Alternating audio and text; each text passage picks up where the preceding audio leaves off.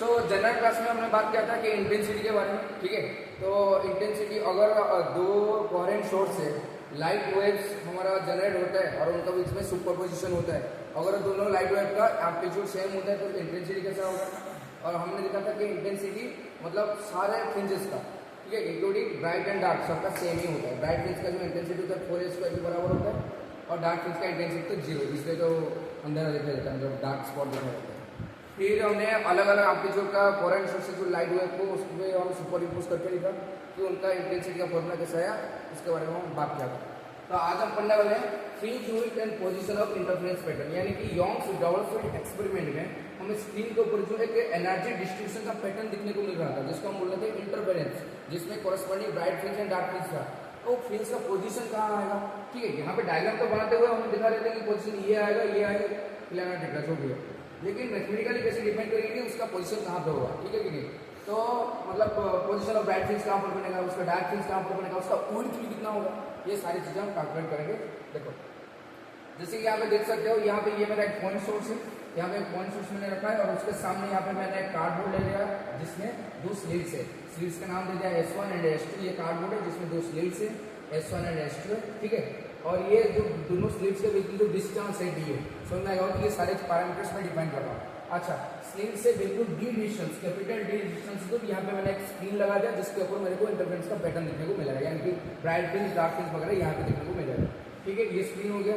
अच्छा, सेंटर से मतलब अच्छा ये जो सोर्स है ये एक्चुअली क्या है, पॉइंट सोर्स ऑफ लाइट है, जिसको हम बोलते हैं मोनोक्रोमेटिक लाइट सोर्स। क्या बोलते हैं, मोनोक्रोमेटिक, मतलब सिंगल वेवलेंथ का लाइट ये एमिट करेगा। मोनोक्रोमेटिक का मतलब सिंगल वेवलेंथ, सिंगल फ्रीक्वेंसी, समझ में आ रहा है। ये मोनोक्रोमेटिक लाइट सोर्स है जो कि लाइट रे को एमिट करेगा। ऑब्वियस बात है, ये क्या है, पॉइंट सोर्स है, ठीक है। और यहाँ पे ऐसे लाइन खींचते ताकि ये स्क्रीन का मिड पॉइंट को कनेक्ट करता है, ठीक है। और ये जो ये पॉइंट आएगा इसको बोलते हैं centre of the screen. Screen के ये सेंट्रल पॉइंट को बोलते हैं सेंटर ऑफ द स्क्रीन, समझ में आएगा। अच्छा मेरे को एक बात बताओ, ये जो पॉइंट सोर्स ऑफ लाइट है, ऑब्वियस बात है कि मोनोक्रोमेटिक लाइट सोर्स है, तो ये जो पॉइंट सोर्स ऑफ लाइट है ये हमेशा स्फेरिकल वेव फ्रंट एमिट करता है। तो ये स्फेरिकल वेव फ्रंट को ऐसे एमिट कर रहा है और ये जो वेव फ्रंट है ये इससे फैलते हुए ये स्लिट के थ्रू पास करने वाला है। तो हाइगन प्रिंसिपल यहाँ पे मैंने लगा दिया, तो यहाँ पे ये जो वेव फ्रंट है, ये वाली जो वेव फ्रंट है जो कि स्लिट्स के थ्रू पास होने वाला है, तो उसमें मैंने दो पॉइंट्स कंसीडर कर लिया। जैसे S1 यहाँ पे पॉइंट ले लिया, S1 मतलब जो स्लिट पर S1 स्लिट पर यहाँ पे एक पॉइंट ले लिया, येलो कलर का डॉट, और यहाँ पे भी S2 स्लिट पर यहाँ पे एक पॉइंट ले लिया। ये दोनों कोहेरेंट सोर्स के साथ एक्ट करेंगे, यस सर। किसी भी कोहेरेंट सोर्स क्यों, क्योंकि पहला तो ये वेवलेंथ, ये जो मोनोक्रोमेटिक लाइट सोर्स है, सिंगल वेवलेंथ, सिंगल फ्रीक्वेंसी। दूसरा, जितने भी पॉइंट्स हम क्या करेंगे, मतलब जो वेव फ्रंट को कंसीडर करेंगे सारे सेम फेज में होते हैं, तो मतलब सारे कंडीशन सेटिस्फाई हो रहे हैं, तो इसको हम क्या बोल सकते हैं, कोहेरेंट सोर्स बोल सकते हैं। तो यहाँ पे ये कोहेरेंट सोर्स ये। अच्छा, ये क्या करेंगे, अगेन ये जो दो कोहेरेंट सोर्स है ये सेकेंडरी वेवलेट्स को ड्रॉप, मतलब सेकेंडरी स्फेरिकल वेवलेट्स को क्या करेंगे, एमिट करेंगे अकॉर्डिंग टू हाइगन प्रिंसिपल, ठीक है। अच्छा, यहाँ पे हम क्या करेंगे, यहाँ पे हम वेवलेट्स ड्रॉप नहीं करेंगे, यहाँ पे हम बस ड्रॉप कर देंगे रे डायग्राम, क्योंकि हमें पता है कि वेवलेट्स के अबाउट लाइट क्या होता है, परपेंडिकुलर होता है कि नहीं, वेवफ्रंट की सरफेस क्या होता है, यानी कि जो वेवफ्रंट की सरफेस क्या होता है, रे ऑफ लाइट क्या होता है, परपेंडिकुलर होता है ना। तो यहाँ पे हम रे डायग्राम डायरेक्टली बनाएंगे, ठीक है। अच्छा, पहला हमारा काम होगा, अच्छा ये सारी चीजें को मैंने एक्सप्लेन करके नोट्स में लिखा हुआ है कि let us consider the monochromatic light source, फिलहाल देखना जो ये लिखा हुआ है जरूरत नहीं है लिखने, बस इसको एक्सप्लेन करना है, ठीक है। अच्छा, पहले हमें लिखना है कि जो स्क्रीन का सेंट्रल पॉइंट है यहाँ पर है, सेंट्रल पॉइंट मान ले, ये सेंट्रल पॉइंट को मैंने नाम दे दिया C, सेंट्रल पॉइंट को नाम दे दिया C। इस C पॉइंट पर हमें लिखना है कि कौन सा फ्रिंज बनता है, ठीक है। ऑब्वियस बात है, यहाँ पे दोनों वेवलेट सेकेंडरी वेवलेट S1 से भी निकलेंगे, S2 में भी निकलेंगे, और ये एक दूसरे के साथ इंटरफेयर करते हुए सुपर इम्पोज जुटे हुए जाके स्क्रीन में कहीं पे जाके मिलेंगे, तो वहाँ पे हमें कंस्ट्रक्टिव या फिर डिस्ट्रक्टिव सुपरपोजिशन देखने को मिलेगा, फिर कॉरेस्पॉन्डिंग हमें ब्राइट फ्रिंज या फिर डार्क फ्रिंज देखने को मिलेगा। तो हम अभी ढूंढने वाले हैं कि पॉइंट C पर एक्जैक्टली कौन सा तेरे को मिलने वाला है फ्रिंज, ब्राइट फ्रिंज बनेगा कि डार्क फ्रिंज बनेगा। देख, मान ले सोर्स S1 से, मतलब स्लिट S1 से एक सेकेंडरी वेवलेट्स, ठीक है, सेकेंडरी वेवलेट्स कहते हुए यहाँ तक आ रहा है, ठीक है। अच्छा, यहाँ पे मैं रे डायग्राम बना रहा हूँ, समझ में आ रहा है, रे डायग्राम, क्योंकि यहाँ पे वेवलेट्स जा रहे हैं, लेकिन मैं रे डायग्राम क्यों बना सकता हूँ, क्योंकि वेवलेट के सरफेस के वो क्या होता है, परपेंडिकुलर होता है, मतलब वेव फ्रंट की सरफेस का परपेंडिकुलर होता है, इसलिए मैं रे डायग्राम बनाता हूँ। मान लो स्लिट S1 से wave front, secondary wave front यानी सेकेंडरी वेवलेट प्रोपेगेट होते हुए C पॉइंट तक आ गया, और स्लिट 2 से एक वेवलेट यहाँ पे प्रोपेगेट होते हुए C पॉइंट तक आ गया, ठीक है। तो क्या तुम्हारे नजरों में ये दिखाई दे रहा है कि जो सेकेंडरी वेवलेट्स है, ये जो S1 से लेके C तक ये जो जा रहा है, और ये S2 स्लिट से जो C तक ये सेकेंडरी वेवलेट्स जा रहे हैं, जो कि रे ऑफ डायग्राम के मतलब तरीके से मैं यहाँ पे डिफाइन कर रहा हूँ, क्या ये सेम डिस्टेंस मतलब जा रहे हैं, ठीक है कि नहीं? कैसे सर पता चला कि सेम डिस्टेंस देख S1 से स्लिट 1 से जो सेकेंडरी वेवलेंथ C तक जा रहा है, ये जितना डिस्टेंस कवर कर रहा है क्या एग्जैक्टली उतना ही डिस्टेंस स्लिट 2 से C तक जाने वाला जो सेकेंडरी वेवलेंथ है वो भी कवर कर रहा है। दोनों का डिस्टेंस सेम है कि नहीं? या फिर तुमको अलग लगता है? सेम लगता है। कैसे सेम? उसका भी मैं तेरे को फील दिलाता हूँ। ये जो दोनों स्क्रीन के बीच में मतलब ये कार्डबोर्ड जिसमें स्लिट्स है और यहाँ पे जो स्क्रीन है उनके बीच में डिस्टेंस कितना डी है, तो इसका मतलब ये बीच वाला जो ब्लू कलर का डॉट है इसका मतलब लेंथ कितना हो जाएगा? ये तरह हो जाएगा डी। समझ में आ रहा है नहीं? ये तरह क्या हो जाएगा? वो भी डिस्टेंस भी डी के बराबर हो जाएगा। हाँ ये सर ना। अच्छा ये डी, अच्छा ये जो है दोनों स्लिट के बीच में डिस्टेंस कितना है? स्मॉल डी है। तो यहाँ भी ये जो बीच में ये मिड पॉइंट यहाँ से यहाँ तक कितना हो जाएगा? ये हो जाएगा /2, ये हो जाएगा /2, आधा डिस्टेंस हो जाएगा। तो क्या ये एक राइट एंगल ट्रायंगल बन रहा है? तो ये डिस्टेंस सेम है, ये डिस्टेंस सेम है, तो क्या दोनों का जो हाइपोटेनस भी सेम आ जाएगा अकॉर्डिंग टू पाइथागोरन थ्योरम? क्योंकि ये लेंथ जितना आएगा ये लेंथ भी उतना ही आएगा, क्योंकि उसका परपेंडिकुलर है बेस, ये दोनों क्या ऐसा है, तो इसका हाइपोटेनस जितना आएगा इसका भी हाइपोटेनस उतना ही आएगा। तो इसका मतलब क्या है? ये जो दोनों स्लिट्स है जो लाइट सोर्स मतलब जो स्फेरिकल वेवफ्रंट जिसको हम सेकेंडरी वेवलेट्स बोलते हैं, जो फैलते हुए डिस्टेंस कवर करेंगे, दोनों का डिस्टेंस सेम है। तो इसका मतलब क्या मैं यहाँ पे डायरेक्टली बोल सकता हूँ कि उनके बीच में कोई पैथ डिफरेंस नहीं होगा? कोई पैथ डिफरेंस नहीं होगा? ये सब कोई पैथ डिफरेंस नहीं होगा। एज मैं यहाँ पे लिखता as both the secondary wavelets as both the secondary wavelengths travels same distance. That's why there is no path difference. path difference आएगा क्या? path difference क्या हो जाएगा? यहाँ पर जीरो हो जाएगा। path difference आएगा ही नहीं, क्योंकि path difference का मतलब क्या हो जाए कि वेव कितना आगे पीछे चल रहा है। क्या यहाँ पे आगे पीछे चल रहा है? नहीं, S1 से तो जितना डिस्टेंस C तक मतलब ये वेवलेट कवर कर रहा है एग्जैक्टली उतना ही वेवलेट डिस्टेंस स्लिट 2 में जो वेवलेट्स निकल रहा है वो भी कवर कर रहा है। तो उनके बीच में तो कोई पैथ डिफरेंस है ही नहीं। अगर पैथ डिफरेंस नहीं है तो मेरे को एक बात बता, अगर पैथ डिफरेंस नहीं है क्या दोनों वेव को हम सेम फेज में मान सकते हैं? ठीक है कि नहीं? मान लें एक वेव करे ऐसे स्लिट 1 से जा रहा है S1 से, और एक वेव करे स्लिट 2 से ऐसे जा रहा है, क्या दोनों के बीच में कोई फेज डिफरेंस है? मतलब फेज डिफरेंस नहीं है। कोई पैथ डिफरेंस है क्या? पैथ डिफरेंस मतलब कोई नहीं, इसका मतलब सेम पॉइंट से वो दोनों वेव निकल रहे हैं। पैथ डिफरेंस कब आता है? जब आगे पीछे चल रहा है। अगर दोनों वेव सेम पॉइंट पर ओरिजिनेट होते हुए प्रोपागेट होंगे, क्या कोई पैथ डिफरेंस आएगा? तो पैथ डिफरेंस अगर तेरा यहाँ पे जीरो है तो इसका मतलब फेज डिफरेंस भी जीरो हो जाएगा। दोनों इसका मतलब क्या है? यहाँ पे दोनों वेव साथ साथ चल रहे हैं, उनके बीच में कोई फेज नहीं, तो इसका मतलब यहाँ पे कौन सा इंटरफेरेंस हो रहा है? कौन सा सुपरपोजिशन हो रहा है? Constructive superposition. ठीक है कि नहीं? और पैथ डिफरेंस अगर जीरो होता है तो इसका मतलब क्या है? कंस्ट्रक्टिव सुपरपोजिशन हो रहा है, और कंस्ट्रक्टिव सुपरपोजिशन C पॉइंट पर हो रहा है। तो कंस्ट्रक्टिव सुपरपोजिशन अगर होता है तब हम क्या बोलते हैं भाई? वहां पे ब्राइट फ्रिंज बनेगा। ये सर नो, तो इसका मतलब यहाँ पे वेरीफाई हो गया तेरा ब्राइट फ्रिंज बनेगा। जीरोथ ऑर्डर ब्राइट फ्रिंज, इसको क्या बोलेंगे? Zeroth order bright fringe. क्या समझ आएगा? ऐसा कुछ आ रहा था नहीं, B0, B1, B2, B3, उसको बोलते हैं B0। उसको क्या बोलते हैं? B0 या फिर zeroth order bright fringe. B1 को पढ़ेंगे fast order bright fringe, B2 को पढ़ेंगे सेकेंड ऑर्डर ब्राइट फ्रिंज, या फिर D1 को पढ़ेंगे fast order dark fringe, B2 को पढ़ेंगे सेकेंड ऑर्डर डार्क फ्रिंज। क्या समझाएगा? तो यहाँ पे हमें पता चल गया कि पैथ डिफरेंस कोई है नहीं, इसका मतलब दोनों सेम पॉइंट पर निकल रहे होंगे, सेम फेज में चल रहे होंगे, तो उनके बीच में कंस्ट्रक्टिव सुपरपोजिशन बन रहा होगा, तो यहाँ पे ब्राइट फ्रिंज बनेगा। क्या समझाएगा? और यहाँ तक तो हमें समझ में आ गया कि यहाँ पे सेंटर पर हमेशा क्या बनने वाला है? ब्राइट फ्रिंज, यानी कि जीरोथ ऑर्डर ब्राइट फ्रिंज बनने वाला है। अब हम देखेंगे कि सेंटर से मान लीजिए x डिस्टेंस से दूर, यहाँ पे सेंटर पर मतलब स्क्रीन का सेंटर जहाँ पे ब्राइट फ्रिंज बन रहा है, मान ले वहां पे x डिस्टेंस दूर, x से डिस्टेंस दूर मैंने एक पॉइंट मान लिया P, मान ले यहाँ पे x डिस्टेंस दूर, यहाँ पे x डिस्टेंस दूर, मैंने यहाँ पे एक पॉइंट मान लिया P, यहाँ पे एक पॉइंट मान लिया P, और मेरे को ये P पॉइंट पर दिख रहा है कि ये P पॉइंट पर मेरे को कौन सा फ्रिंज मिलने वाला है। क्योंकि यहाँ तक तो मैं पैथ डिफरेंस को दिख के बता दिया कि यहाँ पे ब्राइट फ्रिंज बनने वाला है, जीरोथ ऑर्डर ब्राइट फ्रिंज। तो उसी तरीके से मेरे को दिखना है कि अगर मैं सेंटर से x डिस्टेंस ऊपर जाऊँ, ठीक है, तो मेरे को कौन सा फ्रिंज मिलने वाला है वहां पे। यहाँ पे मैंने x डिस्टेंस दूर यहाँ पे पॉइंट मान लिया, यहाँ पे मेरे को दिखना है कौन सा फ्रिंज बनने वाला है। तो ऑब्वियसली देख सेकेंडरी वेवलेट्स बना, तो यहाँ पे मैं सेकेंडरी वेवलेट्स बना रहा हूँ। यहाँ पे जैसे कि यहाँ पे मान लिया कि मैं अलग अलग से बना रहा हूँ। यहाँ पे स्लिट S1 से मान लिया एक सेकेंडरी वेवलेट P तक जा रहा है यहाँ पे, और स्लिट 2 से एक सेकेंडरी वेवलेट से जा रहा है यहाँ तक। क्या समझ आ रहा है? Yes sir. अच्छा ये वाला को हटा दो क्योंकि उसका तो काम तमाम हो चुका है, तो उसको कोई जरूरत नहीं, हटा दो। हमें तो पता चल गया यहाँ पे बन रहा है, समझ में आ रहा है? अच्छा यहाँ पे स्लिट 1 से सेकेंडरी वेवलेट्स P तक जा रहे हैं, और स्लिट 2 से सेकेंडरी वेवलेट्स P तक भी जा रहे हैं। तो खुद बता क्या यहाँ पे कोई दोनों के बीच में जो डिस्टेंस है क्या अलग अलग है? ऑब्वियस बात है, यहाँ से लेके यहाँ तक ये डिस्टेंस, यहाँ से लेके यहाँ तक ये डिस्टेंस, ये थोड़ा सा ज्यादा लग रहा है कि नहीं? ये थोड़ा सा कम, मतलब स्लिट जोन से जो सेकेंडरी वेवलेट्स प्रोपेगेट होते पी तक जाएगा, जितना डिस्टेंस कवर करेगा उससे ज्यादा डिस्टेंस स्लिट टू से निकालने वाला वेवलेट्स को कवर करना पड़ेगा। ये सर नो, तो इसका मतलब यहाँ पे तो सेम डिस्टेंस नहीं है, तो इसका मतलब क्या होने वाला है, यहाँ पे पैथ डिफरेंस आने वाला है। अगर पैथ डिफरेंस आ गया तो यहाँ पे बन सकता है कोई डार्क या फिर ब्राइट फ्रिंज, हो भी सकता है। ये सर नो, जरूरी देख पैथ डिफरेंस जरूर दे। पैथ डिफरेंस अगर लैम्बडा अगर तेरा 0 है, पैथ डिफरेंस तेरा डेल्टा अगर तेरा 0 है तो अभी फिर सेम फेज में हो सकते हैं। अगर 0 ना होके भी n लैम्बडा होता है ना, कि ब्राइट फ्रिंज के लिए n लैम्बडा पैथ डिफरेंस क्या हो सकता है, n लैम्बडा होता है, तो 0 भी हो सकता है, सिर्फ लैम्बडा भी हो सकता है, 2 लैम्बडा भी हो सकता है, कुछ भी हो सकता है, ठीक है कि नहीं। तो हमें थोड़ी पता है कि यहाँ पे ब्राइट बनेगा कि डार्क बनेगा, हम दिखेंगे। Are you getting my points. तो अब हम क्या करेंगे, यहाँ पे पहले हम कैलकुलेट करेंगे पैथ डिफरेंस क्या है, क्योंकि पैथ डिफरेंस जितना आएगा उसके अकॉर्डिंग हम बता पाएंगे कि यहाँ पे ब्राइट फ्रिंज बनेगा कि डार्क फ्रिंज बनेगा। क्योंकि यहाँ पे जैसे कि पैथ डिफरेंस के बेसिस पर हमने बोल दिया कि यहाँ पे 0 थर्ड और ब्राइट फ्रिंज बनेगा। यहाँ पे पहले क्या कैलकुलेट करेंगे, पैथ डिफरेंस यानी कि डेल्टा।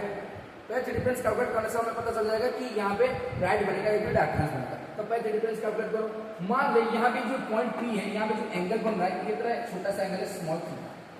ये जो एंगल है तरह स्मॉल एंगल, क्या है तरह स्मॉल एंगल है। Are you getting my points.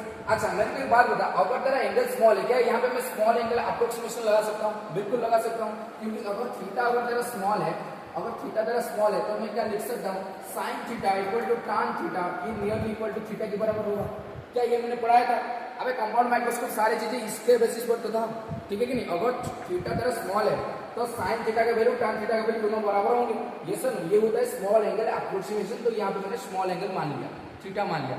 तो यहाँ पे मेरे को पैथ डिफरेंस कैलकुलेट करना है।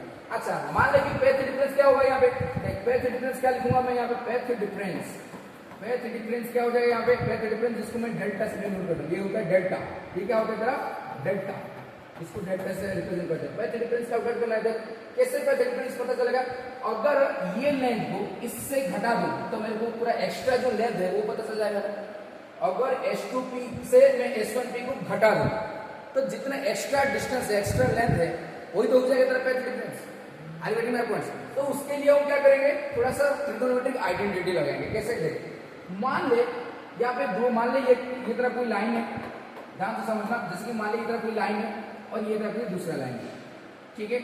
एक बड़ा सा लाइन है, एक छोटा सा लाइन है, और वो दोनों लाइन के बीच में तेरा एंगल क्या बन रहा है, थीटा जो बन रहा है, यहाँ पे तेरे स्मॉल एंगल बन रहा है, ठीक है। अगर तेरे पास दो लाइन है, एक बड़ा सा लाइन है, एक छोटा सा लाइन है, और उनके बीच में जो एंगल बनता है वो स्मॉल एंगल बनता है, ठीक है। और तेरे को मान ली इतना पॉइंट O है, ठीक है, और तेरे को उनके बीच में डिफरेंस कैलकुलेट करना है। क्या करेगा, कैसे डिफरेंस कैलकुलेट करेगा, मैं सीधा यहाँ से परपेंडिकुलर ड्रॉ कर दूँ। तो यहाँ पे अगर मैं एक परपेंडिकुलर को ड्रॉ करूँ, यहाँ पे अगर मैं यहाँ पे परपेंडिकुलर ड्रॉ करूँ, ऐसे ड्रॉ कर दूँ, मान लीजिए तेरा पॉइंट हो गया A और ये मान लीजिए पॉइंट तेरा C है। क्या समझा रहे हो? तो क्या, अच्छा इस पॉइंट मान लो, B पॉइंट मान लो, ये तेरे दो लाइन से एक बड़ा एक छोटा है, दोनों के बीच स्मॉल एंगल बन रहा है, और तेरे को दोनों के बीच में डिफरेंस कितना होगा ये तेरे को पता करना है। ये सर नो, तो क्या करेगा, अगर तेरा एंगल स्मॉल है तो यहाँ पे परपेंडिकुलर ड्रॉ कर देगा।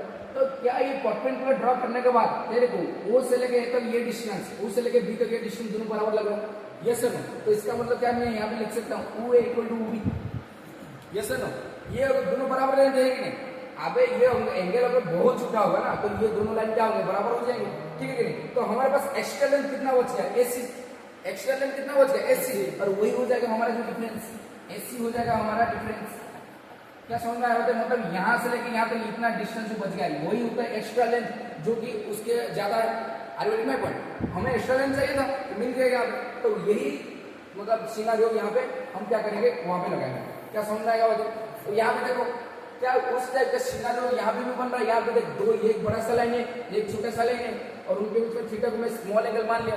तो क्या यहाँ पे मैं उनके बीच में पैथ डिफरेंस कितना है, मतलब कितना एक्स्ट्रा लेंथ है, उसको कैलकुलेट करने के लिए मेरे को परपेंडिकुलर ड्रॉ करना पड़ेगा। तो ड्रॉ कर ले यहाँ पे एक परपेंडिकुलर, तो मैं यहाँ पे क्या करता है, ऐसे यहाँ से परपेंडिकुलर ड्रॉ कर दिया यहाँ तक। क्या समझ में आएगा बच्चे? क्या समझ में आएगा बच्चे? यहाँ पे परपेंडिकुलर ड्रॉ कर दिया। तो क्या परपेंडिकुलर ड्रॉ करने के बाद मान लीजिए पॉइंट मैंने नाम दिया M, ना मान लीजिए पॉइंट नाम दिया मैंने M।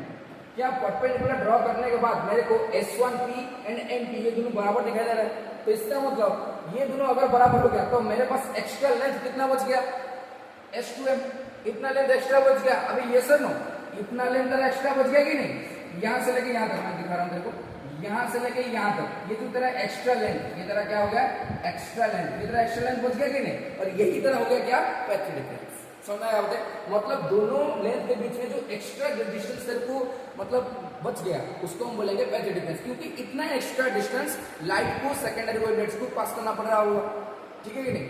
Are you getting my points? Path difference इतना आ गया, तो यही डिस्टेंस को हमें कैलकुलेट करना है। क्या समझ में आया होता है?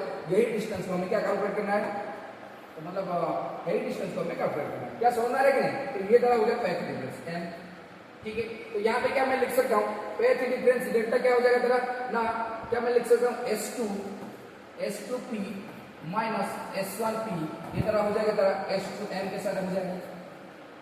अबे पैथ डिफरेंस कैसे पता चलेगा? अगर बड़ा वाला लाइन से लेंथ से छोटा वाला लेंथ को घटा दो, यानी कि बड़ा वाला लेंथ क्या है S2P माइनस छोटा वाला लेंथ क्या है S1P, तो उनके बीच में जो डिफरेंस है कितना आ गया S2M, यही तो तेरा हो गया पैथ डिफरेंस। अब समझ में आ रहा है कि नहीं? ये क्या हो गया तेरा पैथ डिफरेंस, अब समझ आ रहा है ना तेरे को? तो ये हो गया तेरा पैथ डिफरेंस, और वही हमें क्या करना है, कैलकुलेट करना है। ये क्या करना है, कैलकुलेट करना है, पैथ डिफरेंस हमें कैलकुलेट करना है। अच्छा यहाँ पे मेरे को एक बात होता, अगर मैं यहाँ पे परपेंडिकुलर ड्रॉ कर दिया तो क्या ये तेरा 90 डिग्री, ये पूरा तेरा 90 डिग्री, ये सब मान ले यहाँ पे ये जो एंगल बन रहा है थीटा एंगल, यहाँ पे कितना एंगल बन रहा है, थीटा एंगल बन रहा है, ठीक है। अच्छा अगर मैं यहाँ पे साइन थीटा कैलकुलेट करूँ, अगर मैं यहाँ पे साइन थीटा को कैलकुलेट करूँ, ठीक है, साइन थीटा को क्यों लूंगा, cos थीटा भी तो ले सकता हूँ, tan थीटा भी ले सकता हूँ, नहीं मैं ये ट्रिग्नोमेट्रिक फंक्शन नहीं यूज करूंगा। क्यों? देख मेरे को ये पैथ डिफरेंस है, तो अगर ये तेरा थीटा एंगल हो गया, थीटा एंगल हो गया तो ऑब्वियस बात है, तो ये तेरा जो लेंथ है थीटा के सामने वाला लाइन ये तेरा परपेंडिकुलर हो जाएगा। अगर ये तेरा परपेंडिकुलर हो जाएगा, ये जो बड़ा वाला लाइन है S1 S2 ये बड़ा, ये तेरा हाइपोटेन्यूस हो जाएगा और ये तेरा बेस हो जाएगा। ये सर थीटा का सामने वाला जो लेंथ होता है इसको परपेंडिकुलर बोलेंगे, और एंगल हमेशा बेस एंड हाइपोटेन्यूस के बीच में बनता है, तो ये हो गया तेरा बेस, ये हो गया हाइपोटेन्यूस। और मेरे को ये पैथ डिफरेंस चाहिए, S2M चाहिए, S2M मेरे को पैथ डिफरेंस चाहिए, तो मैं क्या कौन सा रिलेशन लगाऊं बताओ? अगर मैं साइन थीटा यहाँ पे कैलकुलेट करूं तो मेरे को हो जाएगा साइन थीटा क्या होता है, परपेंडिकुलर अपॉन हाइपोटेन्यूस, तो ये वाला टर्म आ रहा है, तो इसका मतलब मैं क्या कैलकुलेट करने वाला साइन थीटा, लेकिन cos के हिसाब से होगा नहीं, cos होता है बेस बटे हाइपोटेन्यूस, जो कि मेरे को जरूरत नहीं है। मेरे को अपने जरूरत के हिसाब से ट्रिग्नोमेट्रिक फंक्शन को यूज करना है। Are you getting my points? तो यहाँ पे मैं कौन सा एंगल लूंगा, कैलकुलेट करूंगा साइन थीटा, तो कैलकुलेट कर साइन थीटा, तो यहाँ पे क्या हो जाएगा साइन थीटा हो जाएगा तेरा, साइन थीटा क्या हो जाएगा ना सर, परपेंडिकुलर बटे हाइपोटेन्यूस, परपेंडिकुलर कितना यही है परपेंडिकुलर S2M बटे हाइपोटेन्यूस कितना है, हाइपोटेन्यूस तेरा S1 S2 है, S1 S2 इसका वैल्यू पुट कर दे, S2M का वैल्यू तो कैलकुलेट करने वाला है, तो लिख दे S2M बटे S1 S2 क्या है तेरा, दो स्लिट के बीच में डिस्टेंस। अब यहाँ पे क्या है, दो स्लिट के बीच में डिस्टेंस है कि नहीं, D है कि नहीं, तो S1 S2 के बीच बदले में क्या लिख सकता हूँ, D लिख सकता हूँ, तो लिख दे D लिख दे यहाँ पे, ये तेरा हो गया D। तो यहाँ पे तेरा पैथ डिफरेंस कितना आ गया ना सर, पैथ डिफरेंस आ गया तेरा डेल्टा इक्वल टू S2M, यही तो है पैथ डिफरेंस डेल्टा। S2M क्या हो जाएगा तेरा ना सर, हो जाएगा तेरा D को इधर से मल्टीप्लाई कर दिए, तेरा क्या हो जाएगा D sin थीटा। क्या समझ में आया होगा? Path difference base S2M calculate करना था, तो क्या आ गया तेरा D sin थीटा।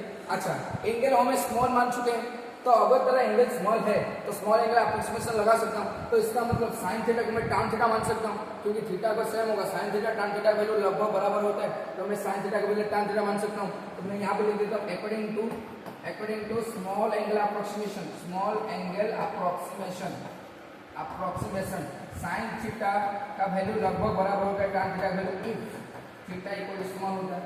ये सब मैं ये कंडीशन बताएगा, तो यहाँ पे साइन थीटा को मैं क्या लिख सकता हूँ ना, डेल्टा तरह हो जाएगा क्या ना S2M, ये होता है पैथ डिफरेंस, मैं लिख देता हूँ यहाँ पे क्या है पैथ डिफरेंस, पैथ डिफरेंस क्या हो गया S2M equal to D sine theta का मतलब क्या लिखूंगा tan थीटा, साइन थीटा का मतलब मैं क्या लिखूंगा tan थीटा, और मेरे सामने डेल्टा आ चुका है, पैथ डिफरेंस आ चुका है डेल्टा, ये कितना आ चुका है D tan थीटा, समझ में आ रहा होता है।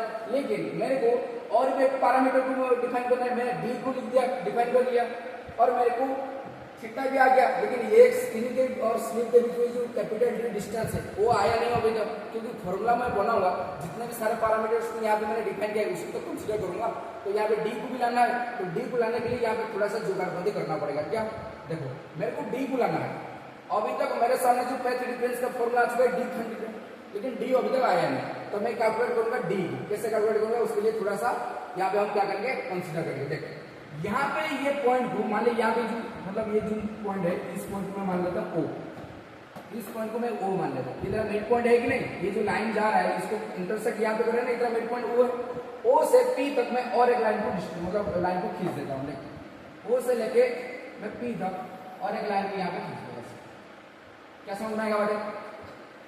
समझ में आ रहा है कि नहीं? अच्छा मेरे को तो एक बात बता कि अगर तेरा ये एंगल स्मॉल है तो इसका मतलब तू ये एंगल को स्मॉल माना था, तो ये S1P एंड MP ये दोनों बराबर था। अच्छा ये एंगल अभी भी स्मॉल है, तो इसका मतलब ये वाला जो लाइन तू खींचा ये 3 लाइन भी पैरेलल हो जाएंगे एक साथ। ये सर 3 लाइन भी पैरेलल होंगे भाई। एंगल अगर स्मॉल बनेगा जितने भी लाइन थे सारे के सारे पैरेलल लाइन से समझ में आ रहा है? अच्छा तो इसका मतलब ये जो लाइन इसके बाद ये वाला लाइन और ये वाला लाइन, इसके बाद यहाँ पे ये क्या हो जाएगा? 90 डिग्री होगा। ये सर तो अभी इतना 90 डिग्री होगा कि नहीं? परपेंडिकुलर जा रहा है कि नहीं? 90 डिग्री। अच्छा ये 90 डिग्री ये एंगल तेरा पहले कितना थीटा है, ये 90 डिग्री, तो बता ये वाला एंगल कितना हो जाएगा तेरा? ये वाला एंगल कितना हो जाएगा ना सर? ये वाला एंगल हो जाएगा तेरा, ये वाला एंगल कितना हो जाएगा तेरा? 90 माइनस थीटा हो जाएगा। अभी ये सर ना तो 3 एंगल का सम कितना? 180 degree.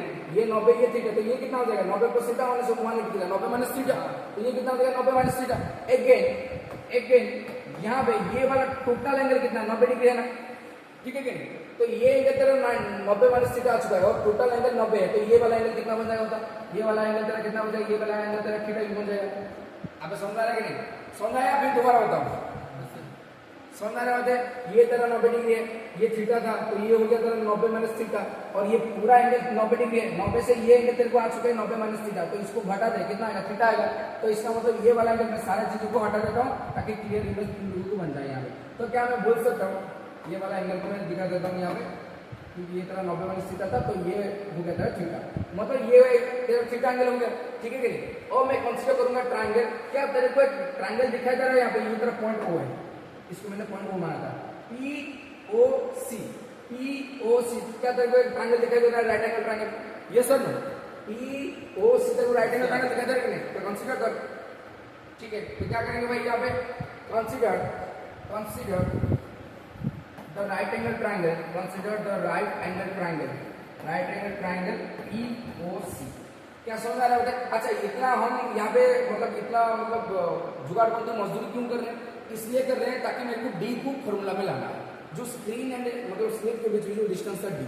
Are you getting my points? तो उसके लिए इतना सारा यहाँ पे हमें मतलब सिनेरियो क्रिएट करना पड़ रहा है, ठीक है? तो यहाँ पे मैंने कंसीडर कर लिया POC right angle triangle, POC right angle triangle consider कर लिया।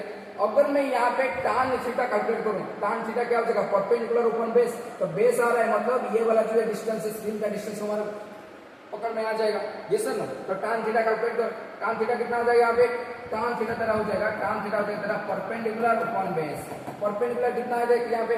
परपेंडिकुलर तेरा है CP है तेरा परपेंडिकुलर, CP बटे CD, CP बटे CO। CP परपेंडिकुलर बेस क्या है? CO है, ठीक है कि नहीं? CP बटे CO। अच्छा CP कितना था? परपेंडिकुलर तू मान चुका ये x, क्योंकि x डिस्टेंस दूरी पर तू पॉइंट P कौन सी किया गया, तो ये तेरा परपेंडिकुलर x और ये बेस कितना है? d के बराबर हो जाएगा। समझ रहा है?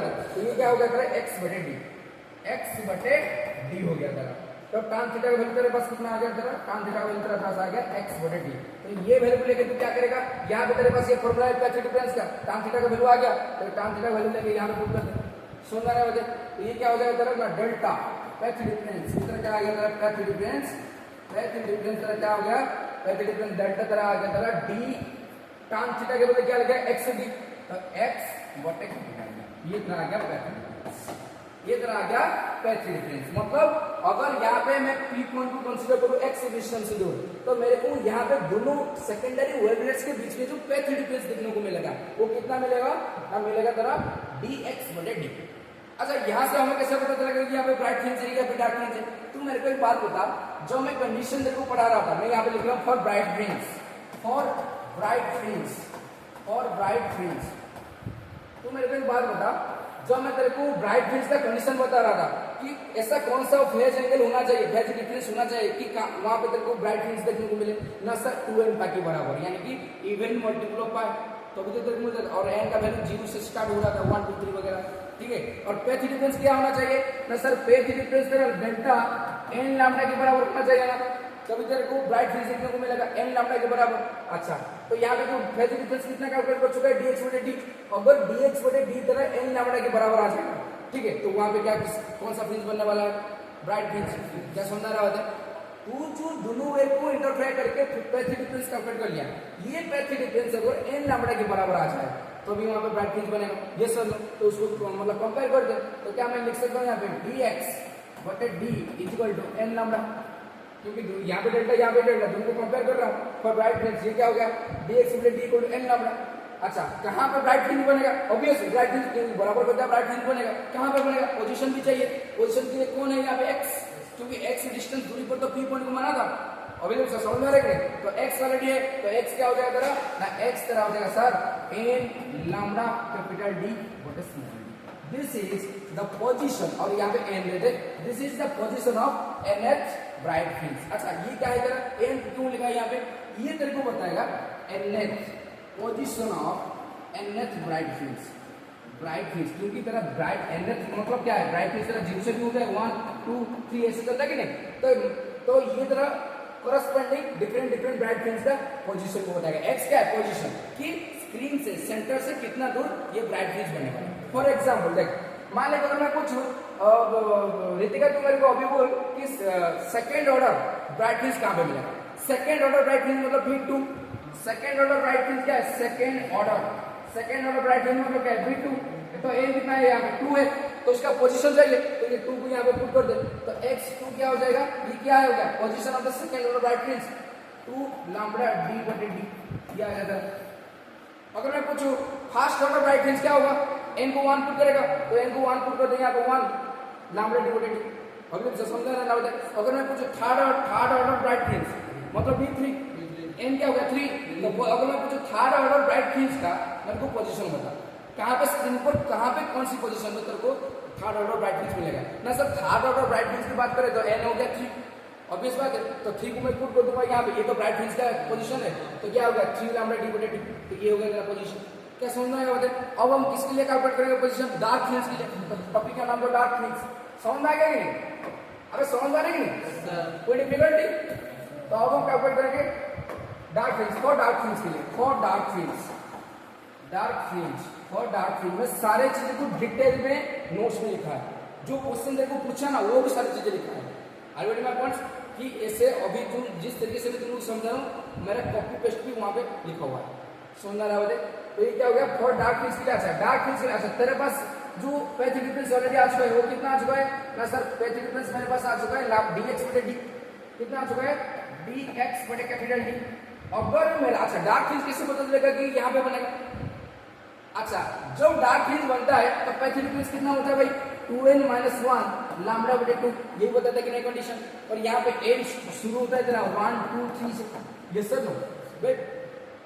फेज डिफरेंस क्या होना चाहिए 2n - 1 पाई होना चाहिए, यही तो था और मल्टीपल ऑफ पाई, तभी तेरे को डार्क फ्रिंज मिल रहा था। और पैथ डिफरेंस क्या होना चाहिए 2n - 1 लैम्बडा बटे 2, ये कंडीशन मैंने बताया था कि नहीं, यस सर नो।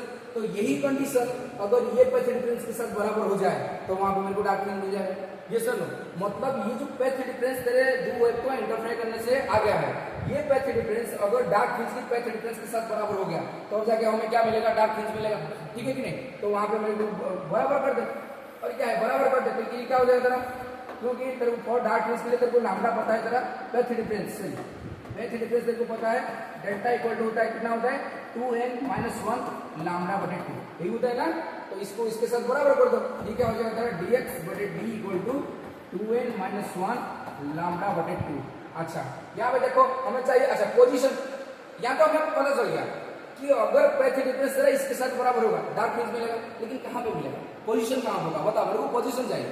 पोजीशन यहाँ पे x चाहिए तो x को कैलकुलेट कर ले, ये क्या हो जाएगा x इक्वल हो जाएगा d को इधर मल्टीप्लाई कर d क्या हो जाएगा और d को नीचे आ जाएगा, ये क्या हो जाएगा तेरा 2n - 1 d लैम्बडा बटे स्मॉल 2d, समझ रहे होते 2n - 1 d लैम्बडा 2d। और यहाँ पे n लेते, यहाँ पे तेरा n लेते, तो ये क्या जाएगा तेरा ना position of nth dark fringe, position of nth dark fringe. अगर मैं पूछूं भाई सत्या मेरे को पता कि सेकंड ऑर्डर डार्क फ्रिंज कब मिलेगा, कहाँ से मिलेगा सेकंड ऑर्डर डार्क फ्रिंज, यानी कि d2, n क्या हो गया 2, n को पुट कर दें यहाँ पे तो n को अगर पुट करेगा 2 दूसरे चाहिए 3 d लैम्बडा बटे 2d, ये तरह के थर्ड मतलब ऑर्डर का डार्क फ्रिंज का पोजीशन। क्या समझ आएगा होते, जितना ऑर्डर का पूछेगा उतना n का वैल्यू उतना ले लेगा, बस पोजीशन पूछेगा तो यहाँ पे पुट कर ले, समझ आएगा होते। तो ये तरह क्या हो गया डार्क फ्रिंज का पोजीशन, समझ आएगा होते। अच्छा यहाँ पे ये कंप्लीट हो गया था। अच्छा ये दोनों फॉर्मूला भी याद रखना, एन लैम्डा डिवाइडेड डी होता है ब्राइट फ्रिंज का पोजीशन। अच्छा ये पोजीशन कहाँ से मेजर होता है? फ्रॉम सेंटर, ठीक है, फ्रॉम सेंटर, क्योंकि डायग्राम में देख यहाँ पे जो मैंने पोजीशन एक्स को लिया है कहाँ से लिया है? सेंटर से लिया है, और सेंटर में हमेशा कौन सा फ्रिंज बनेगा? Bright fringe. क्या समझ में आएगा बताए? अब हम बात करेंगे फ्रिंज वुड के बारे में। अब हम बात करेंगे फ्रिंज वुड। सर हमें तो पता चल गया कि पोजीशन कहाँ कहाँ मिलने वाला है, कहाँ कहाँ ब्राइट फ्रिंज बनने वाला है, क्या कितना डिफरेंस होना चाहिए ब्राइट फ्रिंज बनेगा। हमने तो सारे कंडीशन डिफाइन कर लिया, पोजीशन भी कहाँ कहाँ आएगा डिफाइन कर लिया, लेकिन उर्थ कितना, उर्थ का मतलब कितना होता है? जो ब्राइट फ्रिंज का स्पॉट बनेगा वो कितना फैलेगा। समझ रहे हो? जो ब्राइट फ्रिंज का स्पॉट बनेगा, क्या ये पॉइंट बनता है? नहीं, वो तो फैलता है ना, कितना फैलेगा, उसका उर्थ कितना होगा, मोटाई कितना होगा, वो हमें कैलकुलेट करना है। समझ रहे होते? तो यहाँ पे कैलकुलेट करो, टॉपिक का नाम दो calculation of bright fringe, calculation of bright fringe, calculation of bright fringe. अच्छा ये कैलकुलेशन तुम लोगों का लिए जरूरत नहीं है, बस तुम लोगों को फॉर्मूला डायरेक्ट बस याद रखना चाहिए, कोई डेरिवेशन से यहाँ पे जरूरत नहीं है, बस ये फॉर्मूला याद रखना चाहिए। तो फॉर्मूला याद रहेगा जब तू प्रैक्टिस कर लेगा एक बार कैसे क्या हो रहा है। समझ में आ रहा है? तो ये हो जाएगा, क्योंकि कोई सिलेबस में दिया है only qualitative treatment, only formula, ठीक है, लेकिन फॉर्मूला कैसे डायरेक्ट होता है, कैसे आया तभी तो पता चलेगा ना, डायरेक्टली मतलब दिमाग में ये प्रिंट हो जाएगा। फिर calculation of the bright fringe, x क्या लिखा है? Calculation of width of fringes, fringes मतलब दोनों ब्राइट एंड डार्क के लिए, दोनों के लिए, ठीक है, calculation of the width of fringes. अच्छा विड्थ को हम एक सिंबल से रिप्रेजेंट करते हैं, कौन सा सिंबल? बीटा से। कैसे रिप्रेजेंट करते हैं? बीटा से, मतलब विड्थ ऑफ, चाहे वो डार्क फ्रिंज हो या फिर ब्राइट फ्रिंज हो, विड्थ कैसे रिप्रेजेंट करते हैं? बीटा से। तो उसके लिए हम एक फॉर्मूला है, विड्थ कैसे कैलकुलेट किया जाएगा? देख फॉर्मूला क्या है ना, बीटा होता है जरा xn+1 माइनस xn, ये होता है विड्थ का फॉर्मूला। अच्छा ये फॉर्मूला क्या है? देख मैंने तो एक बात बता, विड्थ क्या है? विड्थ होता है, अगर मैं पूछूं कि ब्राइट फ्रिंज का विड्थ क्या है ना, दो कोरस्पोंडिंग डार्क फ्रिंज के बीच में जो डिस्टेंस होता है उसमें ही तरह ब्राइट फ्रिंज आता है ना, वही होता है width of the bright fringe. अगर मैं पूछूं डार्क फ्रिंज का विड्थ क्या है ना, दो कोरस्पोंडिंग ब्राइट फ्रिंज के बीच में जो डिस्टेंस आता है, भाई दो कोरस्पोंडिंग, ये ब्राइट डार्क, ब्राइट आ गया ना, तो दोनों ब्राइट के बीच में जो डिस्टेंस होगा वही तो तेरा डार्क फ्रिंज का विड्थ है। समझ में आया? अच्छा विड्थ कैसे कैलकुलेट किया जाएगा? देख मान ले यहाँ पे तो फील करते हो चीजों को, देख मान ले यहाँ पे ये सेंट्रल पोजीशन है, मान ले सेंटर से कुछ x डिस्टेंस से दूर यहाँ पे तेरे को ब्राइट फ्रिंज मिल रहा है, मान ले कि इधर B1 मिल रहा है, यहाँ पे सेंटर से कुछ ब्राइट मतलब x डिस्टेंस से दूर तक को B1 मिल रहा है, ठीक है कि नहीं? तो ये तरह हो गया इनिशियल पोजीशन, मान ले xn, ठीक है, xn क्या होता है? Position of the bright fringe from what? Centre, ठीक है कि नहीं? तो फास्ट ब्राइट फ्रिंज मतलब L को 1 पुट करते हैं, तो यहाँ फास्ट B1 का फास्ट ऑर्डर ब्राइट फ्रिंज यहाँ पे मिल रहा है, और मान लो सेकंड ऑर्डर ब्राइट फ्रिंज तेरे को यहाँ पे कहीं मिल रहा है, तो उसका भी डिस्टेंस डिफाइन करेगा कहाँ से? यहाँ से। मान ले ये तरह क्या हो जाएगा तेरा, ये तरह हो जाएगा तेरा xn+1, अगर n को तू 1 पुट करेगा, तेरे को ओनली 1 पुट करेगा तो तेरे को फास्ट ऑर्डर ब्राइट फ्रिंज मिल रहा है, अगर n को यहाँ पे पुट करेगा 1 तो ये क्या हो जाएगा? x2, तो मतलब यहाँ पे तेरा B2 आ जाएगा। क्या समझ में आ रहा है? n को 1 पुट करने से ये क्या हो जाएगा? B2, सेकंड ऑर्डर फ्रिंज आ जाएगा, यहाँ पे सेकंड ऑर्डर ब्राइट फ्रिंज आ जाएगा, ठीक है।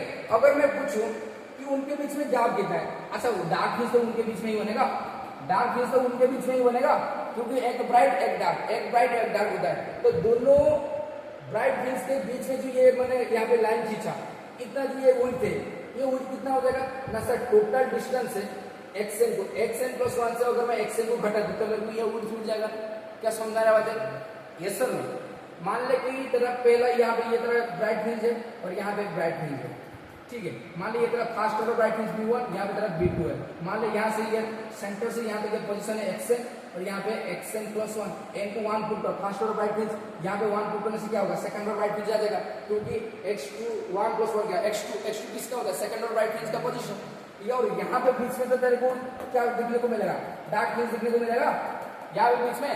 तो ये विड्थ कितना हो जाएगा? ये वाला जो लेंथ कितना हो जाएगा? ये वाला जो लेंथ हो जाएगा कितना हो जाएगा ना sir? x total distance centre से कितना है? xn+1, और ये कितना है डिस्टेंस? xn। अगर ये बिल्कुल मैं घटा दूं तो मेरे को ये डिस्टेंस मिल जाएगा ना, ठीक है। तो ये किसका विड्थ हो जाएगा? डार्क फ्रिंज का विड्थ हो जाएगा।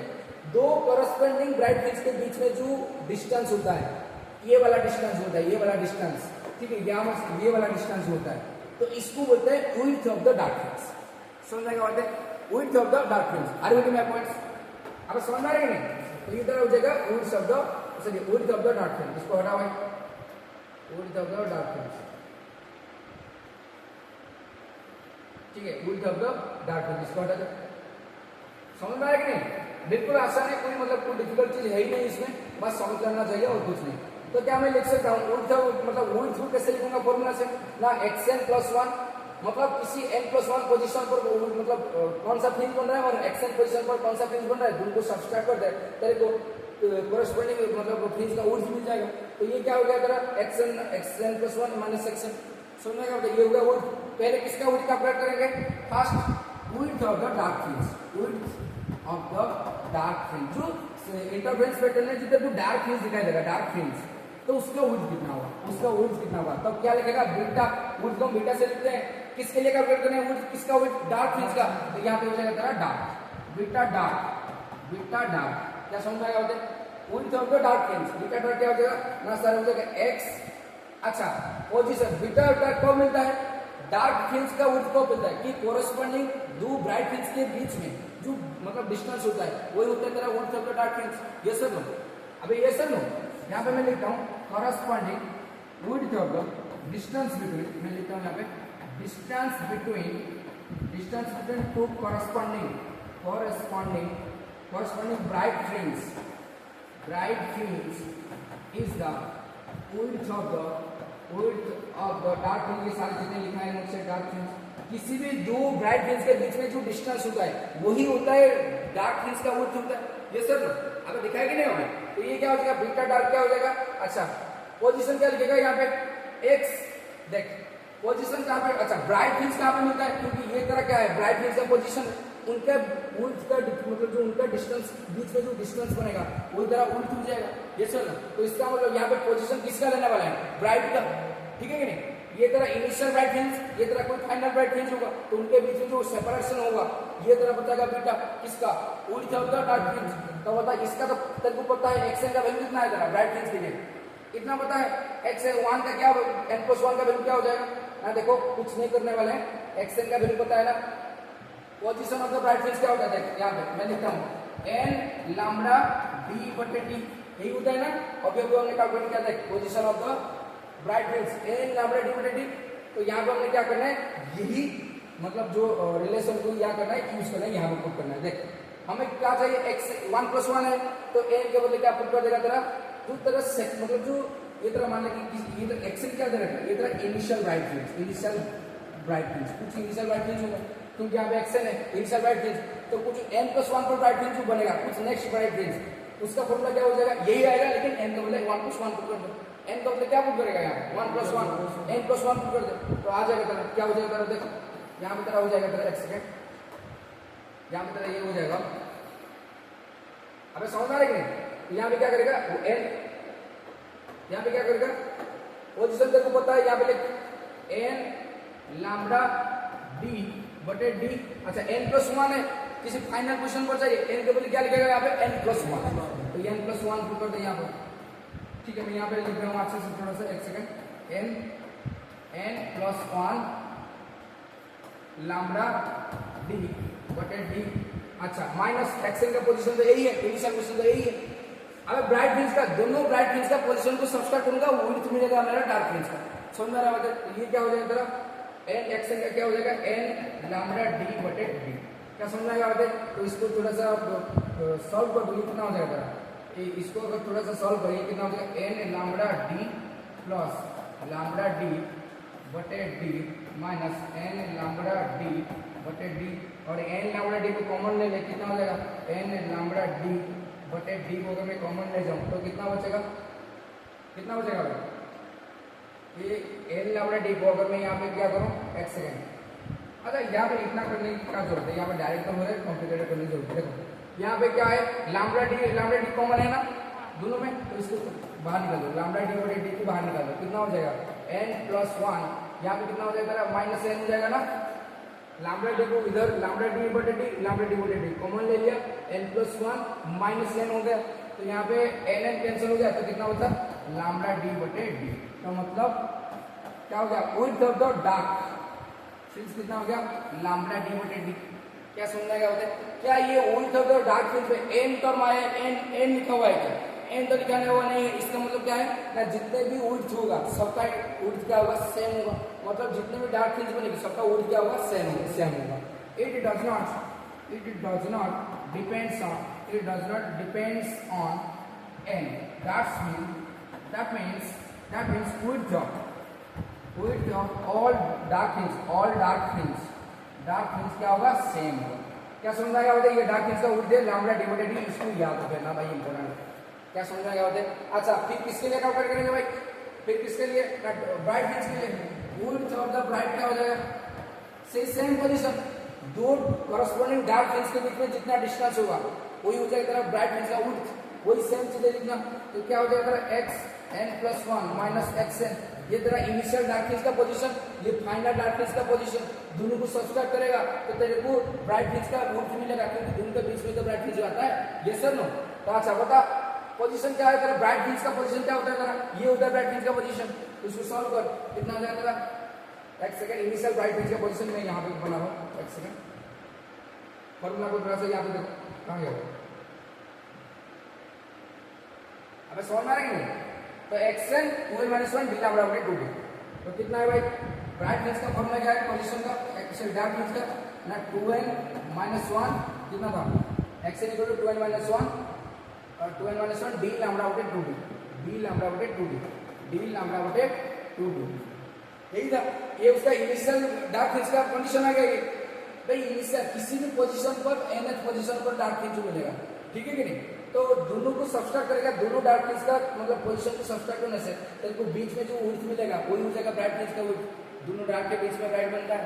तो इसको अच्छा यहाँ पे क्या पुट करेगा, यही फॉर्मूला पुट करेगा, लेकिन n के बदले क्या लिख देगा यहाँ पे n+1, क्योंकि n+1 का कैलकुलेट कर रहा है तो n के बदले n+1 पुट कर दो, तो एज इट ये तो एज इट इज रह जाएगा। तो ये क्या हो जाएगा, बीटा ब्राइट क्या हो जाएगा, बीटा ब्राइट इक्वल टू क्या हो जाएगा ना x n+1 की xn का वैल्यू यही है, n+1 का वैल्यू क्या हो जाएगा यहाँ पे x1, अच्छा ऐसे मैं लिख देता हूँ, xn का वैल्यू अगर यही है, x n+1 का वैल्यू क्या हो जाएगा ना 2n+1, यहाँ पे 2 n के लिए n+1 हो जाएगा -1, फिर d लैम्डा बाय 2 सेम चीज, और ये को वैल्यू पुट कर दो, समझ में आ रहा है, n के बदले क्या पुट करने वाला है, n+1 पुट करने वाला है। अब समझ में आया नहीं सब तो, हाँ देखो बीटा फ्रिंज, बीटा किसके लिए ब्राइट, क्या हो जाएगा आप पुट कर वैल्यू पुट कर, xn+1 कितना है 2n, अच्छा फॉर्मूला सेम रहेगा, n+1 है, n+1 पुट कर दे, 2n+1 -1 ब्रैकेट दे दे, ये कितना हो जाएगा तेरा d लैम्डा बटे d माइनस xn कितना है, xn का जो ये था तेरा इनिशियल पोजीशन फॉर्मूला से कंपेयर कर, कितना हो जाएगा 2n-1 d लैम्डा बटे 2। तो यहाँ पे इसको थोड़ा सा सॉल्व कर दे, यहाँ पे कॉमन क्या चाहिए, अच्छा d लैम्डा बटे 2, अच्छा यहाँ पे d लैम्डा बटे d था ना, 2d था, 2d था ना, यहाँ पे 2d आएगा ना, मैंने यहाँ पे लिखा हूँ, ठीक है, यहाँ पे भी 2d, यहाँ पे भी 2d, समझ आ रहा है, एक सेकंड में थोड़ा सा दिखने में, हाँ 2d समझ आ रहा है ना। तो यहाँ पे क्या हो गया था 2d, ये 2d आ गया था, अच्छा d लैम्डा बटे 2d, d लैम्डा बटे 2d कॉमन ले ले, तो ये तेरा कॉमन लेने से क्या हो जाएगा तेरा d लैम्डा बटे 2d, कॉमन लेने से बाद कितना बचेगा तेरा ये तेरा हो जाएगा, इसको थोड़ा सा खुल के लिखता हूँ, ये होता है 2n+2 -1, ठीक है, और माइनस यहाँ पे क्या हो जाएगा माइनस कितना रहेगा 2n+1 हो जाएगा, समझ आ रहा है, खुल जाए पूरा, अब समझ आ रहा है नहीं। तो यहाँ पे 2n cancel out, 1 cancel out, बचा 2, तो यहाँ पे कितना हो जाएगा तेरा d लैम्डा बटे 2d इंटू 2 कैंसिल आउट, कितना होता है d लैम्डा बटे d। इसका मतलब ब्राइट फ्रिंज का के लिए भी जो विड्थ आएगा कितना आएगा d bright, same d lambda बटे d आएगा। अगेन यहाँ पे n के ऊपर डिपेंड नहीं कर रहा है, इसका मतलब क्या होगा ना, जितने भी ब्राइट फ्रिंज बनेगा सबका विड्थ क्या होगा सेम होगा, ठीक है कि नहीं। n बनता तो अलग अलग ब्राइट फ्रिंज का अलग अलग विड्थ आता, लेकिन यहाँ पे n के ऊपर डिपेंड नहीं कर रहा है, कांस्टेंट है, और चाहे ब्राइट फ्रिंज हो या फिर डार्क फ्रिंज हो सबका विड्थ कितना होने वाला है, सेम होने वाला है d लैम्डा बटे d। क्या समझना होता है, सबका विड्थ क्या होने वाला है d लैम्डा बटे d। Here beta bright does not depends on n, n के ऊपर ये डिपेंड नहीं कर रहा है, ठीक है। that means what, that means the width of all the bright fringe is same, क्या समझ में आया होता है? ये सर नो। तो यहाँ पे कुछ इंपॉर्टेंट बात है, यहाँ पे जो है इंपॉर्टेंट फॉर्मूला जो याद रखना है कि वो क्या रखना है ना, position of bright fringe, position of bright fringe का फॉर्मूला क्या आ गया? ब्राइट फ्रिंज क्या हो गया? X n x, position of the bright fringe क्या हो गया तेरा ना, लैम्डा डी एक्स बटे डी। यही था कि नहीं? अब यही था कि नहीं? देख जरा मैं टेबल कर देता हूँ, यहाँ पर बीटा क्या हो गया तेरा, ये बड़ा हो चुका है, लैम्डा एन डी बटे डी आ गया कि नहीं? Position of bright fringe lambda D N बटे डी, लैम्डा डी एन बटे डी, ठीक है, सॉरी लैम्डा डी एन बटे डी, ये थोड़ा सा पोजीशन क्या हो गया? लैम्डा एन डी बटे डी, यही क्या position of the bright fringe. अच्छा, position of the dark fringe क्या हो जाएगा तेरा? पोजीशन ऑफ डार्क फ्रिंज क्या हो जाएगा तेरा ना, पोजीशन ऑफ डार्क फ्रिंज तेरा हो जाएगा एक्स एन, ठीक है। ये पोजीशन ऑफ ब्राइट फ्रिंज लिया गया, डार्क फ्रिंज के लिए क्या हो जाएगा ना, 2n-1 था ना, डार्क फ्रिंज के लिए कितना था? पोजीशन ऑफ डार्क फ्रिंज कितना था भाई? 2n-1 डी लैम्डा बटे 2d, समझ में आएगा बातें? 2n-1 डी लैम्डा बटे 2d क्या हो जाएगा? 2n-1 डी लैम्डा बटे 2d, क्या समझेगा बातें? तो ये दोनों फॉर्मूला को याद कर लेना है और कुछ नहीं, वो सारी चीजें करना है तो करो, नहीं तो बस ये याद करो, समझ में आया? अच्छा, फिर उसके बाद फ्रिंज बीटा ब्राइट मतलब width of the bright fringe कितना हो जाएगा? एन लैम्डा बटे डी, एन लैम्डा बटे डी कैलकुलेट क्या देंगे? अच्छा, डी लैम्डा बटे डी, सॉरी डी लैम्डा बटे डी, अब एन को ऊपर डिपेंड नहीं करता, डी लैम्डा बटे डी, ये तरह हो गया ब्राइट फ्रिंज का फॉर्मूला, समझ आ रहा है? डी लैम्डा बटे डी। अच्छा, बीटा डार्क क्या हो जाएगा? डार्क फ्रिंज का फॉर्मूला क्या हो जाएगा ना, डी लैम्डा बटे डी, वही डी लैम्डा बटे डी, क्या समझ आ रहा है? ये तरह इंपॉर्टेंट फॉर्मूला से। अच्छा, यहाँ पे कुछ कॉन्सेप्ट में यहाँ पे इंपॉर्टेंट कॉन्सेप्ट बता रहा हूँ, ठीक है, रिकॉर्ड ऑलरेडी है, अगर बाद में कभी जिंदगी में जरूरत पड़ेगा तो फिर दिख रहे ये वाले रिकॉर्ड्स। कॉन्सेप्ट क्या है? जैसे कि मान लीजिए यहाँ पे लाइट सोर्स था और यहाँ पे ये स्क्रीन था, ये सर, और यहाँ पे स्क्रीन था, समझ आ रहा है? और यहाँ पे कोई इंटरफेरेंस पैटर्न मिल रहा था after direction, sorry after superposition, समझ आ रहा है? अच्छा, अगर मैं क्या करूँ, यहाँ पे स्लिट, ये तरह स्लिट S1 था या S2 था, स्लिट 1 के सामने बिल्कुल एक ग्लास स्लैब रखूँ, स्लिट 1 के सामने क्या करूँ, एक ग्लास स्लैब रख दूँ जिसका रिफ्रैक्टिव इंडेक्स है म्यू, इसका थिकनेस है t, ठीक है। तो जो इंटरफेरेंस पैटर्न बनेगा तो उसका सीट कितना होगा? देख, अगर मैं क्या करूँ, अगर मैं यहाँ पे ग्लास, मान लीजिए यहाँ पे ग्लास स्लैब नहीं है, ग्लास स्लैब का कोई रिफ्रैक्टिव इंडेक्स हुआ क्योंकि डेंसर मीडियम है, थिकनेस भी हुआ t, पढ़ाया था कि नहीं? अगर मान लीजिए यहाँ पे ग्लास स्लैब नहीं है तो तेरे को यहाँ पे कॉरेस्पॉन्डिंग एक इंटरफेरेंस पैटर्न मिलेगा, bright fringe dark fringe, bright fringe dark fringe, ये सब ऑब्जेक्ट्स ऐसे क्यों दिख रहा है? नींद आ रहा है तुम लोगों को? ए, समझ आने वाले? अगर मैं किसी स्लिट के क्या करूँ, यहाँ पे डाल दूँ, किसको डालूंगा? ग्लास स्लैब डाल दूँ, तो बता उसका क्या यहाँ पे जो इंटरफेरेंस पैटर्न बनेगा स्क्रीन में वो सेम रहेगा या फिर शिफ्ट हो जाएगा? शिफ्ट हो जाएगा। क्यों शिफ्ट होगा? क्योंकि लाइट रे को इसके थ्रू पास होने वाला है तो उसका मतलब वेवलेंथ में कम आएगी, क्योंकि म्यू वेवलेंथ किसकी भाई, म्यू इनवर्सली प्रोपोर्शनल टू 1 बटे लैम्डा होता है ना, ठीक है कि नहीं? अगर उसका रिफ्रैक्टिव इंडेक्स है तो इसका जो भी वेवलेंथ होगा वो घट जाएगा, तो ये क्या होगा? शिफ्ट होगा। किधर शिफ्ट होगा ना, जिस डिरेक्शन में तू ग्लास रखेगा उसी डिरेक्शन में तेरा शिफ्ट हो जाएगा। कितना शिफ्ट होगा ये पूछता है एग्जाम में, शिफ्ट होगा। इसके लिए डायरेक्टली फॉर्मूला याद रख लेना, शिफ्ट एक्स, शिफ्ट क्या हो जाएगा? एक्स शिफ्ट क्या हो जाएगा तेरा? ये तरह हो जाएगा बीटा बटे lambda equal to mu minus 1 into T. ये फॉर्मूला भी याद रख लेना, रखता होगा, ठीक है। बीटा क्या है? विड्थ, फ्रिंज जो भी होगा कि ब्राइट होगा कि डार्क होगा उसका विड्थ। लैम्डा क्या है जरा? Wavelength of the light. Mu क्या है? रिफ्रैक्टिव इंडेक्स ऑफ द जो स्लैब है, ग्लास स्लैब। टी क्या है? Thickness of the slab. समझ लगा बात है? टी क्या है यहाँ पे? टी तरह टाइम नहीं है, थिकनेस, थिकनेस। म्यू तरह क्या है? Refractive index, refractive index. क्या समझ लगा बात है? ये शिफ्ट हो जाएगा। अच्छा, ये हो गया कॉन्सेप्ट 1 पे, ये क्वेश्चन पूछते हैं। कॉन्सेप्ट 2 है, कॉन्सेप्ट 2 क्या है बता? मान ले यहाँ पे मैं अभी तक जो हमने यंग्स प्रोसेस एक्सप्लेन करे थे, मोनोक्रोमेटिक लाइट सोर्स ले रहे थे, मैं तुझे एक बात बता कि अगर मैं यहाँ पे व्हाइट लाइट सोर्स को डालूं तो क्या होगा? व्हाइट लाइट सोर्स अगर मैं यहाँ पे डालूं तो क्या मेरे को यहाँ पे फ्रिंज दिखने को मिलेगा? ये वाला देख, ये क्या है, ये आप एक सोर्स है जो कि दो स्लिट के बीच में मैंने उसको छोड़ रहा था, मतलब छोड़ रहा था, ठीक है कि नहीं। तो जब उनके बीच में क्या हो रहा था, सुपरपोजिशन होता है, यहाँ पे मेरे को फ्रीज देखने को मिलता था, इंटरफेरेंस पैटर्न। मैं अभी क्या करूँ, स्लिट वन के सामने एक कांच का ग्लास रखूँ जिसका थिकनेस है कि रिफ्रैक्टिव हो गया न्यू। तो बता उसका जो स्क्रीन में तो ऑब्वियसली इंटरफेरेंस पैटर्न बनेगा, लेकिन ये सेम डिस्टेंस पर बनेगा या फिर शिफ्ट हो जाएगा, शिफ्ट होगा। क्यों? क्योंकि लाइट को ये ग्लास के मीडियम के थ्रू पास होने वाला है, तो उसका वेवलेंथ एंड उसका सारे चीजों के ऊपर इम्पैक्ट पड़ेगा। समझ में आ रहा है? तो होगा क्या ना, ये जो शिफ्ट मतलब जो जितने भी इंटरफेरेंस पैटर्न यहाँ पे बनने वाला था वो थोड़ा सा शिफ्ट हो जाएंगे।